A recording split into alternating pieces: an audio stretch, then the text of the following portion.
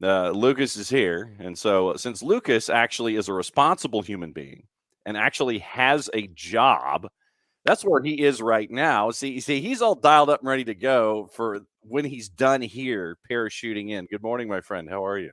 Morning, John. Doing all right. Yeah, I'm coming in hot. It's been a couple of days in Nashville. I bet. And I do want to finish up our conversation about what happened yesterday and how it applies to the other football down here. But interesting stuff yesterday, officially official. It had been rumored for quite some time that Dax McCarty was going to be a part of Atlanta United. And now, since he has said positive things on social media about his time and looking forward to it, it is officially official. Your thoughts on Dax McCarty now coming from Nashville and going to Atlanta United, just off the top of your head? Well, I think you guys are getting just a great guy, first and foremost, to cover and just interact with on a weekly basis. Dax is one of my favorite interviews that I've ever done.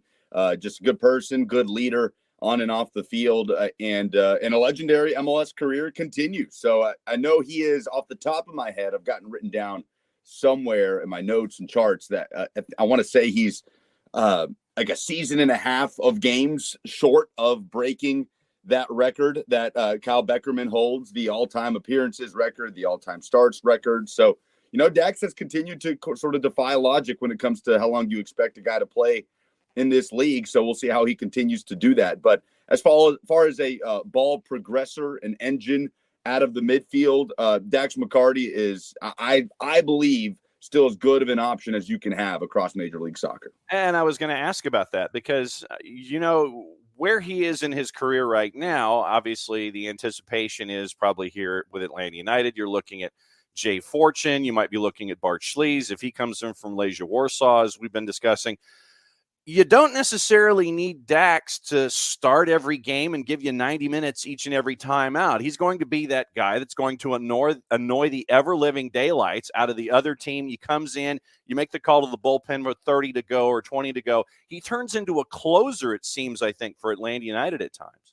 Exactly, which is why I think he fell into the perfect situation down there. And that is kind of where it trended for Dax here in Nashville last season, where going into 2023, he loses the captain's band to Walker Zimmerman, and that sort of signified a change of direction as far as how he was going to be utilized. Now, Dax McCarty ended up starting just as many, if not more, games in 2023 than he did in 2022. It's kind of the way it shook out for Nashville throughout the course of the season. But, I think that is kind of where it was trending here in Nashville, and ultimately they decide not to bring him back. They decide to just make the midfield significantly younger, bring back some veteran presences like Anibal Godoy and Sean Davis, but move on from Dax as he continues on in his MLS career. But yeah, I'm with you, John. The thing is with Dax, I think here in Nashville, he would have had to have a similar role of he's taken a step back on not being that week-to-week starter with all 36 games or whatever it is now, but still playing a ton of minutes. And I think that's what they would have needed from him this season. And now in Atlanta, he's in a position like what you're saying of coming off from the bullpen, 30 minutes, 40 minutes, an occasional start here or there, keeping himself fresh and allowing him to contribute in what I think will be a big way for that Atlanta midfield. All right. So you mentioned silly season so far, shifting our conversation to #EveryoneN. How have things been in silly season so far? Give me all the gossip, rumor, and innuendo that you're hearing. We need info, Lucas. What's going on up there? Well, I wish I had more for you other than what Nashville has done. Look, Nashville has taken a similar approach into this offseason as they have in off seasons past, where you will see Nashville try to find value in players that fit a similar mold as guys that have contributed here in recent years. Fafa Pico, not getting any younger, right, as he gets deeper into his 30s, now going to be a Vancouver Whitecap. He is out. He was Nashville's second best contributor when it came to goals behind Hani Mukhtar. They certainly need more of that, but Pico on the way out, they bring in Tyler Boyd, a guy that can certainly play two ways that I think will fit with Gary Smith, that is younger and had a nice season for LA Galaxy in 2023. And there's no secret here in Nashville. They need a big season from Sam Surridge. If Nashville's going to do anything this year, two things that absolutely have to happen, because the defensive pedigree under Gary Smith at this point just feels like a given with Walker Zimmerman and just that core that largely remains unchanged. But They need Hani Mukhtar to continue to play at a very high level.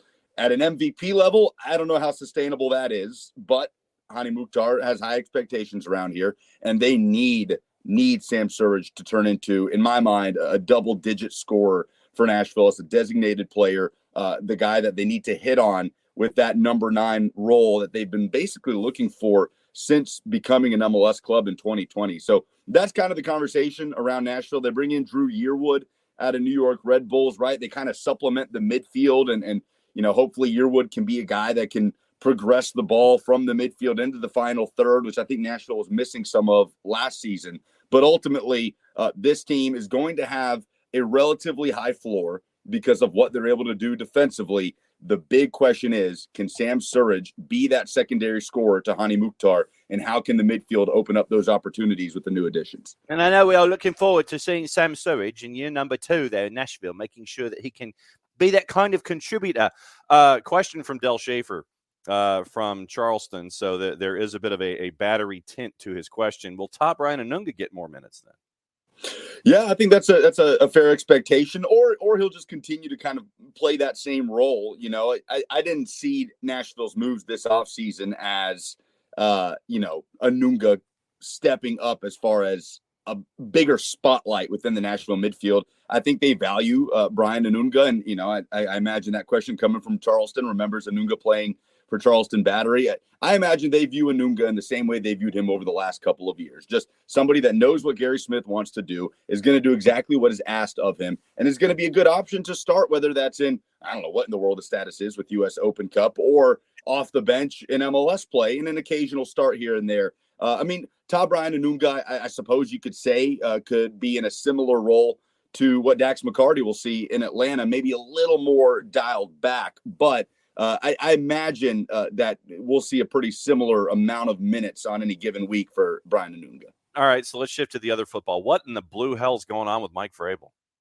Well, that's kind of what we're trying to process here over the course of the last 24 hours. The one thing we know is that it's not a purely football decision, because if it was, then he would have been fired on Monday. Clearly, this is a decision that was a conclusion that was reached over the course of the last couple of days with conversations between Mike Vrabel and Amy Adams-Strunk. What they emerged with was Mike Vrabel does not fit the vision that Amy Adams-Strunk has moving forward with the Titans, and they move on. Rand Carthon, the general manager, now I suppose has autonomy in this coaching search. It's been an interesting couple of years, John. The Titans went from having to decide between, do we have a roster problem or a coaching problem? Well, they went with the former, and they fired the general manager, John Robinson. Mike Vrabel gets a little more power when it comes to personnel, and we come into this season. I don't think the Titans looked at it and said, well, now we've got a coaching problem. I think they said, well, we've still got a roster problem, and the coach just has a little more to do with it.